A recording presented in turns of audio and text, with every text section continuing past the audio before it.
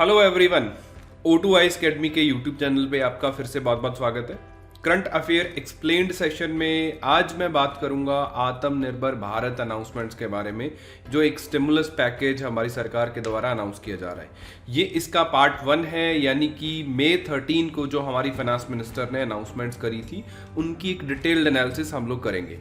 आपको मालूम होगा कि 12 मई शाम को 8:30 बजे प्रधानमंत्री जी टीवी पे आए और उन्होंने बोला कि हम लोग 20 लाख करोड़ रुपए का पैकेज देंगे। सब्सिक्वेंटली 13, 14, 15 3 दिन 16 मई को आज मैं वीडियो बना रहा हूँ, तो लगातार 3 दिन हमारी फाइनेंस मिनिस्टर ने प्रेस कॉन्फ्रेंसेस करी और बड़ा एक लेआउट डिज़ाइन दिखाया कि किस तरीके से हम लोग स्टिमुलस पैकेज देने वाले हैं। एक्चुअली इसमें लगभग 9.5 लाख करोड़ रुपया तो ऑलरेडी हम लोग स्पेंड कर चुके हैं आरबीआई के माध्यम से या डिफरेंट स्कीम्स के माध्यम से, और बचा 10.5 लाख करोड़ जो है वो इन दिनों में हम लोग अनाउंस करेंगे कि किन सेक्टर्स को क्या मिलता है। आज की वीडियो में मैं बात करूंगा, सबसे प्रिडोमिनेंटली सेक्शन रहेगा एमएसएमईज के बारे में। पहले दिन हमने फोकस करा था स्मॉल बिजनेसेस पे कि एमएसएमईज को किस तरीके का चीज़ें मिलने वाली हैं, और उससे पहले हम लोग एक छोटा सा रिव्यू ले लेंगे कि पहले सरकार ने क्या स्कीम्स अनाउंस करी थी जो कि फाइनेंस मिनिस्टर की स्पीच का पार्ट थी, या गरीब कल्याण योजना या भी जो अदर टैक्स रिलेटेड स्कीम्स हैं या आरबीआई के माध्यम से स्कीम्स आई हैं, तो उनका एक छोटा सा ओवरव्यू लेंगे। Then we'll move to the second part of the lecture, जिसमें हम लोग डिटेल्ड बात करेंगे कि एमएसएमईज को क्या मिला और उनका क्या क्या फायदा होने वाला है। ये लेक्चर सभी एग्जाम्स के लिए बहुत महत्वपूर्ण रहेगा, बिकॉज हम लोग हर एक टर्मिनोलॉजी को डिटेल में देखेंगे कि किसका क्या मतलब है, सो दैट कि आपको एक जनरल अवेयरनेस क्रिएट हो जाए इसके रिगार्डिंग।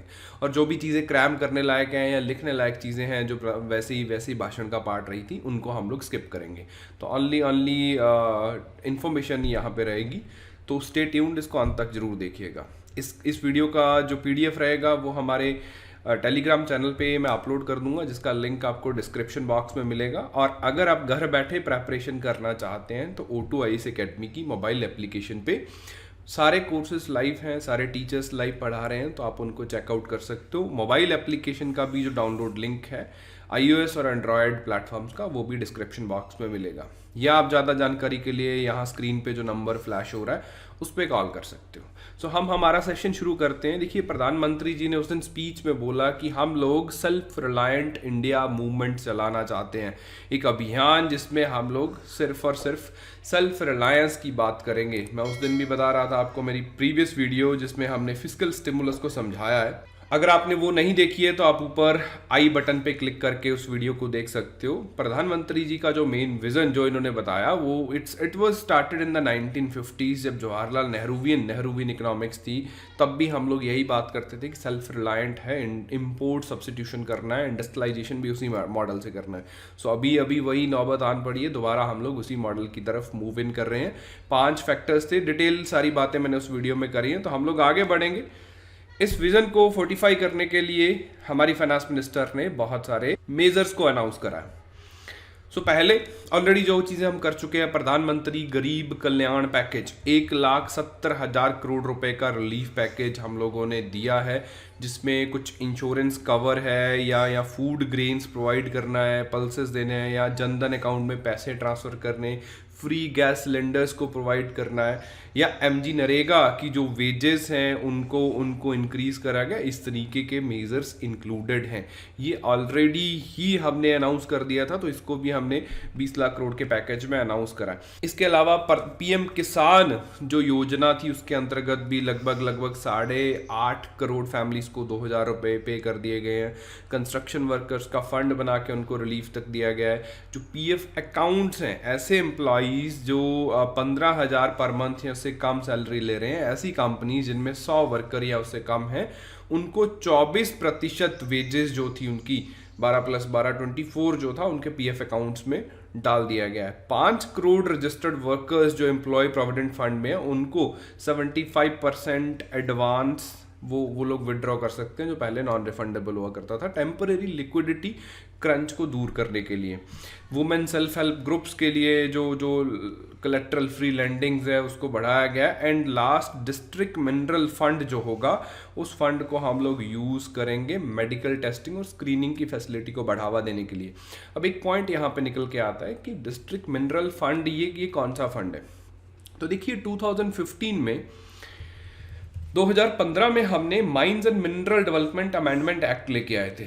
इस एक्ट में एक प्रावधान था डिस्ट्रिक्ट मिनरल फाउंडेशंस बनाने का। डिस्ट्रिक्ट मिनरल फाउंडेशन हर एक डिस्ट्रिक्ट उन डिस्ट्रिक्ट्स में बनाई जाएंगी जहाँ पे किसी भी तरीके के खनिजों का खनन होता है, माइनिंग करी जाती है। और ये mining foundations non profit body की तरह काम करेंगी। ये कुछ फीस लेवी करेंगे जो माइनिंग करने वाली कंपनीज हैं उन पे, और उस पैसे को यूज़ करेंगे उस डिस्ट्रिक्ट में सर्टेन प्रायोरिटी एरियाज़ की अपलिफ्टमेंट के लिए।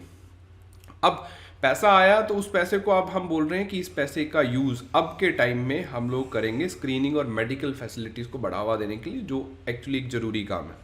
आपकी जानकारी के लिए बता दूं कि 2016 के यूपीएससी प्रीलिम्स में डायरेक्ट क्वेश्चन पूछा गया था डिस्ट्रिक्ट मिनरल फाउंडेशन। अब सर्टेन अदर मेजर्स, आरबीआई ने स्टेट गवर्नमेंट्स को जो ओवरड्राफ्ट लिमिट थी उसको इनहांस कर दिया गया है 60% के द्वारा, या जो अभी इनकम टैक्स के रिफंड पेंडिंग थे 5 लाख तक का जो इनकम टैक्स था उसका सर्टेन रिफंड्स पेंडिंग पड़े थे, उन रिफंड्स को अभी गवर्नमेंट ने रिलीज करना शुरू कर दिया है। 15,000 करोड़ का इमरजेंसी हेल्थ रिस्पांस पैकेज भी अनाउंस करा है जिसमें हम लोग हेल्थ फैसिलिटीज़ को इम्प्रूव करने की कोशिश करेंगे। इसके अलावा सर्टेन स्टैट्यूटरी और कंप्लायंस मैटर थे टैक्सेशन को लेके जिनमें थोड़ी रिलैक्सेशंस दी गई हैं, जैसे कि अभी इनकम टैक्स रिटर्न की जो लास्ट डेट थी वो जून 30 थी, उसको एक्सटेंड कर दिया गया। जीएसटी फिलिंग रिटर्न फिलिंग की डेट थी जून 2020, उसको रिटर्न कर दिया गया। इससे पहले आरबीआई ने बहुत बड़े मेजर्स लिए थे। सिंस हम लोग स्लो डाउन में तो ऑलरेडी थे, तो उसका मेजर आरबीआई स्टार्टिंग से ले रहा है। जनवरी 2020 से आरबीआई बहुत सारे काम कर रहा है सो दैट कि भारत की अर्थव्यवस्था ठीक हो। जस्ट लाइक उन्होंने कैश रिजर्व रेशियो को कम करा था, 100 बेसिक पॉइंट्स कम करा, तो लगभग 1,37,000 करोड़ रुपया मार्केट में लिक्विडिटी इन्फ्यूज हुई बैंक्स के पास। जानकारी के लिए बता दूं कि कैश रिजर्व रेशियो एक वो अमाउंट होता है, एक परसेंटेज होता है जो बैंक्स आरबीआई को डिपॉजिट करते हैं अपने टोटल डिपॉजिट्स का। फॉर एग्जांपल अगर किसी बैंक का टोटल डिपॉजिट 100 करोड़ है तो और सीआरआर जो है वो 4% है, तो इट मीन्स वो बैंक 4 करोड़ रुपया आरबीआई के पास डिपॉजिट रखेगा। अब आरबीआई ने 4% से 3% सीआरआर करा तो 1 करोड़ रुपया उस बैंक को मिल गया। इस तरीके से टोटल 1,37,000 करोड़ रुपया बैंकिंग सिस्टम में वापस आया। हेंस लिक्विडिटी, तरलता वापस आई, बैंक्स उस पैसे को यूज कर सकते हैं मार्केट में।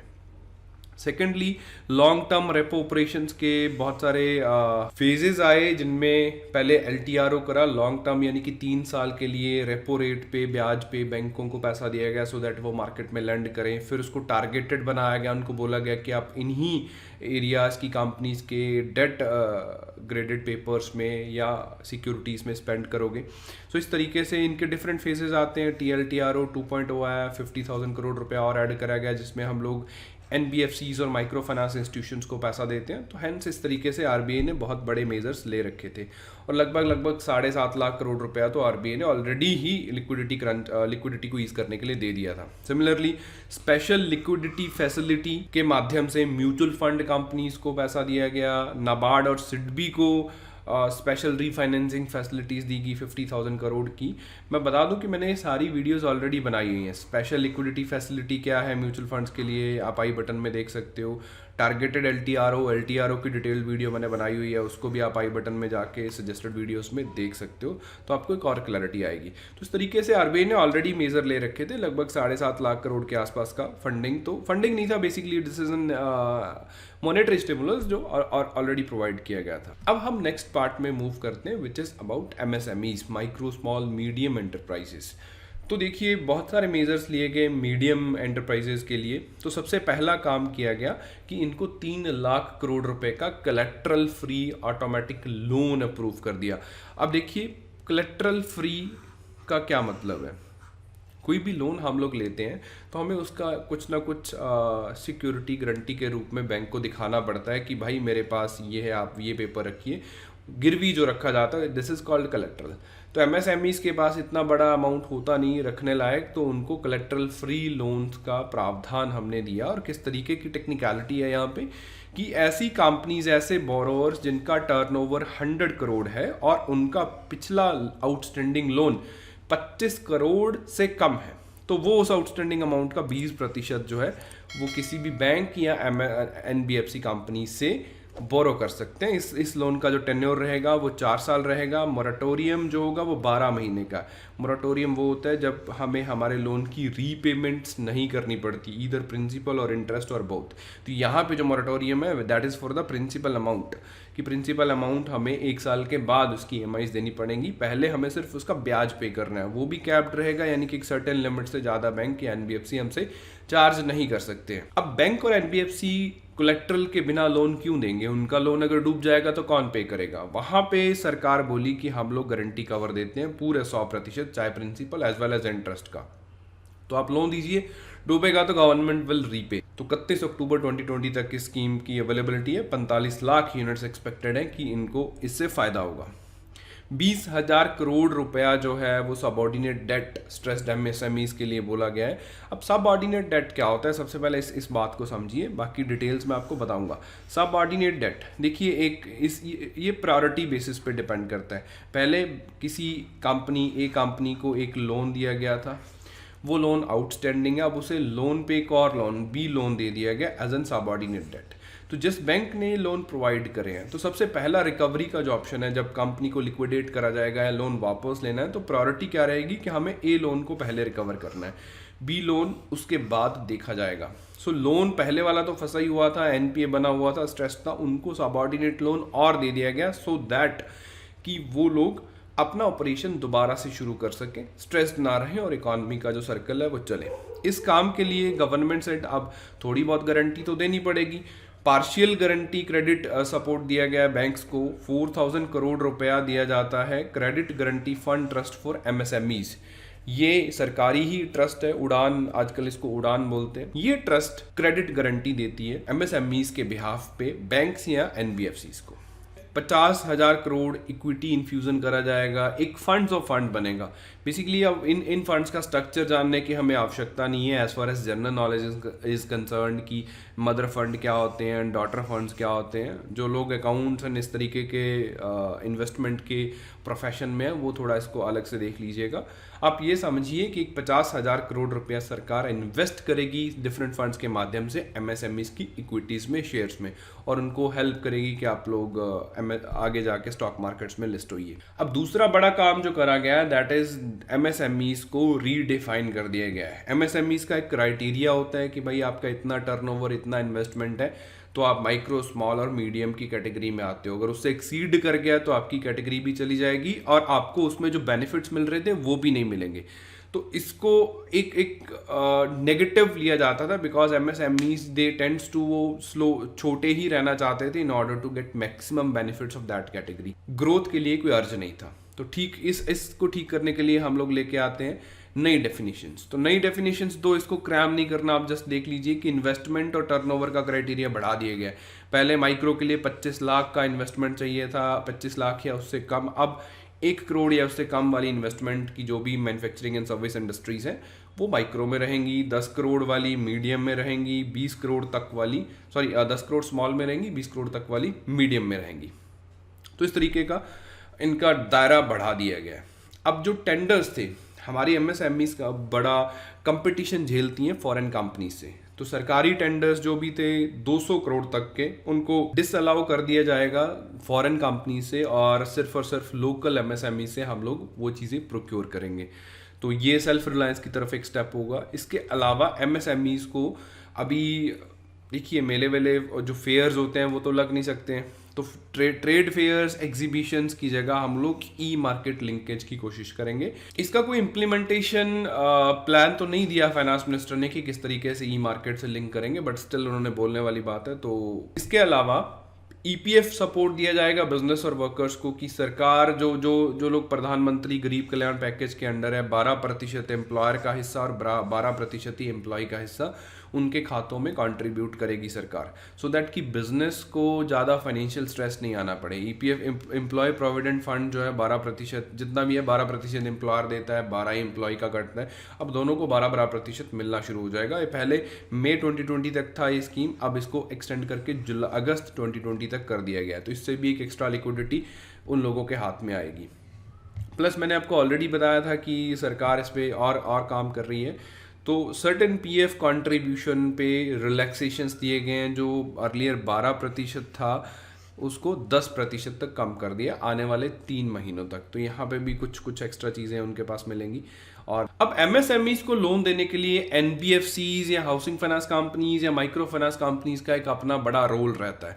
अब उनके पास तो फिलहाल लिक्विडिटी का बहुत बड़ा क्रंच है, तो पैसा है नहीं, वो लोन कहाँ से देंगे। तो उनको भी थोड़ा लिक्विडिटी देने के लिए 30,000 करोड़ का स्पेशल लिक्विडिटी स्कीम सरकार ने अनाउंस करी है, जिसमें गवर्नमेंट उन कंपनीज के द्वारा इशू करेगी सिक्योरिटीज में इन्वेस्ट करेगी, एनबीएफसी की सिक्योरिटीज में इन्वेस्ट करेगी, उनके डेट पेपर्स खरीदेगी, उनके पास पैसा आएगा और वो इस पैसे को उसके बाद partial credit guarantee scheme 2.0 for NBFCs. तो ऐसी एनबीएफसीज या micro finance company, specially micro finance companies जिनकी क्रेडिट रेटिंग लो है, यानी कि जिनके द्वारा इशू किए गए इन्वेस्टमेंट पेपर्स पे अगर हम इन्वेस्ट करते हैं तो उनके डूबने का खतरा ज़्यादा है, तो वहाँ पे इन्वेस्टमेंट कम है। तो उनको भी लिक्विडिटी देने के लिए सरकार ने उनके द्वारा इशू किए गए पेपर्स की गारंटर बन गई कि अगर पैसा डूबता है तो पहला 20% का लॉस गवर्नमेंट बियर करेगी। तो इससे उनके द्वारा इशू करेंगे जो भी AA या कम क्रेडिट रेटिंग के पेपर्स हैं वो बिकेंगे, और इसी चक्कर में बिकेंगे क्योंकि गवर्नमेंट उनको एक पार्शियल गारंटी दे रही है, उनके पास लिक्विडिटी आएगी और फिर फर्दर वो लेंड करेंगे एंड ओवरऑल किसी के हाथ में पैसा पहुंचेगा। Distribution companies, discoms, power discoms, देखिए पावर डिस्कॉम्स वो कंपनीज होती हैं जो पावर जनरेटर से, पावर जनरेट कौन करता है, पावर कंपनीज करती हैं, चाहे वो एनटीपीसी है या प्राइवेट कंपनीज है, फॉर एग्जांपल रिलायंस है, अडानीज है। तो उनसे इलेक्ट्रिसिटी को खरीद के कंज्यूमर तक बेचते हैं, ट्रांसमिशन संभव करते हैं, ट्रांसमिशन बिछाते हैं, और आपके घर में इलेक्ट्रिसिटी चाहे कहीं किसी भी पावर पॉइंट से आ रही है, लेकिन उसका बिल जो है वो आपकी डिस्कॉम लेगी, या आपके घर तक तार जो है वो डिस्कॉम लेगी।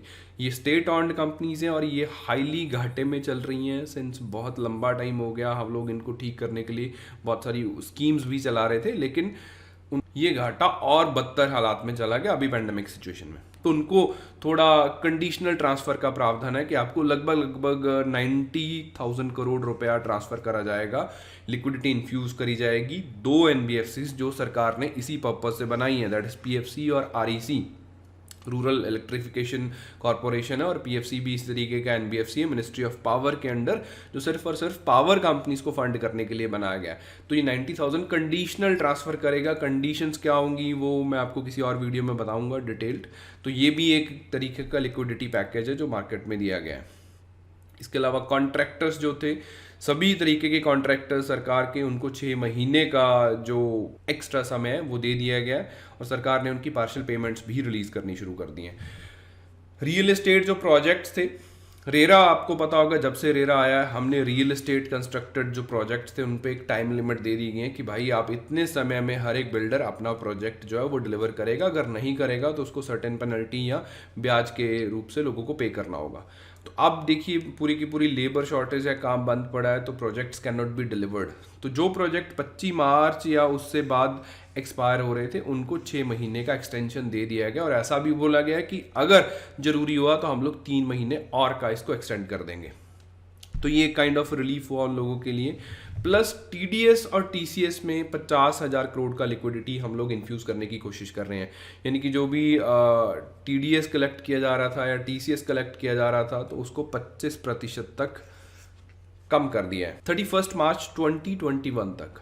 अब मैं आपको थोड़ा सा बता देता हूँ कि ये टैक्स डिडक्शन एट सोर्स क्या होता है और टैक्स कलेक्शन एट सोर्स क्या होता है। देखिए, टैक्स डिडक्शन एट सोर्स का मतलब है अगर आप एक कंपनी हो या आप एक सर्विस प्रोवाइडर हो, किसी कंपनी को कोई सर्विस दे रहे हो और वो कंपनी आपको कुछ पैसा पे कर रही है। अब वो आपको कुछ पैसा पे कर रहे हैं तो वो आपको पे करने से पहले ही कुछ अमाउंट ऑफ टैक्स जो भी प्री डिसाइडेड है, लेट से 5% या 10% काट के सरकार को पे कर देंगे आपके बिहाफ पे। तो आपको जो पेमेंट है वो कट के मिलेगी, that's in tax deduction at source. तो आप जब अपनी रिटर्न फाइल करोगे तो तब आप सरकार के साथ सेटलमेंट कर लोगे, आपका टैक्स बनता है तो वो आपसे ले लिया जाएगा, अगर नहीं तो वो आपको रिफंड मिल जाएगा। टैक्स कलेक्शन एट सोर्स ये भी ऑलमोस्ट सिमिलर प्रोसेस है। अगर कोई पर्सन कुछ खरीदने जाता है, लेट्स से आप रेंज रोवर खरीदने वहाँ पे जाते हो, सर्टेन बिग टिकट अमाउंट्स पे इसको लिया जाता है, तो वो जो रेंज रोवर विक्रेता होगा वो आपसे जितना 50 लाख की गाड़ी अगर आपको बेची तो उसका 1% या 2% जो भी प्री डिसाइडेड है वो एक्स्ट्रा अमाउंट वहाँ पे लेके सरकार को जमा कर देगा कि भाई इसके पास इतने पैसे थे हमने काट लिए। तो ये टैक्स कलेक्शन हो गया, आपको फर्दर वही टैक्स का हिसाब किताब देके उसके सेटलमेंट गवर्नमेंट के साथ करनी होगी। अब सरकार कह रही है कि ये टैक्सेस कम हो गए, तो इन शॉर्ट इसका मतलब ये नहीं है कि टैक्स कम हो गया। ये बंदे ने टैक्स पे करना था तो वो अभी भी टैक्स पे करेगा, अगले साल करेगा, लेकिन प्रेजेंटली उसको टीडीएस के रूप में या टीसीएस के रूप में उसके पैसे नहीं कट रहे, तो उसकी जेब में थोड़ा ज़्यादा पैसा है, बट ईयर एंड पे तो उसको पे करने पड़ेगा अगर उसका टैक्स बनता है तो। Certain other direct tax measures दिए गए हैं, वो एग्जाम पॉइंट ऑफ व्यू से बहुत ज़्यादा रेलेवेंट नहीं है, तो मैं पीडीएफ शेयर करूंगा, तो आप इसको पीडीएफ में देख लीजिएगा। और एट लास्ट एक चीज़ मैं बताता हूँ, विवाद से विश्वास स्कीम की जो एक्सटेंशन है वो 31 दिसंबर तक कर दी गई है। देखिए ये स्कीम भी हम लोग कुछ टाइम पहले लेके आए थे कि सरकार को रेवेन्यूज़ की बड़ी आवश्यकता थी और सरकार का लगभग 9 लाख करोड़ रुपया फंसा हुआ था डिस्प्यूट्स में बड़ी कंपनीज के साथ जिनके केसेस पेंडिंग थे कोर्ट में। तो गवर्नमेंट ने उनको एक लॉलीपॉप दिया कि भाई ऐसा करते हैं, केसेस में किसी का कोई भला नहीं होता, आप ऐसा करो केस को छोड़ो, आप सिर्फ टैक्स अमाउंट पे कर दो जो करना था। आज एक कंपनी का टैक्स डिस्प्यूट है तो गवर्नमेंट ने उस पर पेनल्टी लगाई है, लेट फीसेस लगाई हैं और कंप्लायंस लगाए हैं, तो टैक्स बढ़ के 3 गुना हो चुका है। गवर्नमेंट सेज कि आप गुना को छोड़ो, जो एक्चुअल टैक्स अमाउंट था वही पे कर दो और हमारा विश्वास, विवाद खत्म हो गया, विश्वास बन गया एक दूसरे पे और आगे से हम लोग ऐसा नहीं करेंगे। तो ये स्कीम थी 31 मार्च 2020 तक। तो गवर्नमेंट से कि अभी उसको 31 दिसंबर 2020 तक कर दिया गया। अभी इतना ड्राई पीरियड चल रहा है रेवेन्यूज़ का, तो थोड़ी बहुत और रेवेन्यूज़ आ जाएंगे और टैक्स के डिस्प्यूट्स खत्म हो जाएंगे। तो ये कुछ चीज़ें थी पहले वाले पार्ट में जो हमारी ऑनरेबल फाइनेंस मिनिस्टर ने अनाउंस करी थी।